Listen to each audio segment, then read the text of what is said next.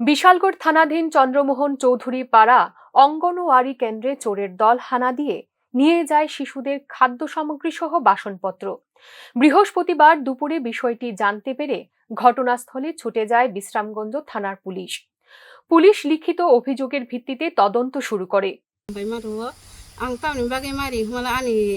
চন্দ্রমোহন চৌধুরী পাড়া এডাব্লিউসি সেন্টাरनि गामति नगनि ताला सोबायनाय gas cylinder सिकग्रक खबै तलांखा आंनि बागै आं नंनो मा कख्या tam rong mani talangkha सोराय रंनि सुजि तलांखा सिरा तलांखा साना मटर तलांखा सुं तलांगो je samung rok jar je man सामुंसिमि जे सोराय रंना सुं सोमबार बिशुबार शुक्रबार आबोके सुं सिरा साना मटर सुजि रक आबो रक मारो मासारो संगै এই আবরক কিসে মিশা তালাঙে থাকা।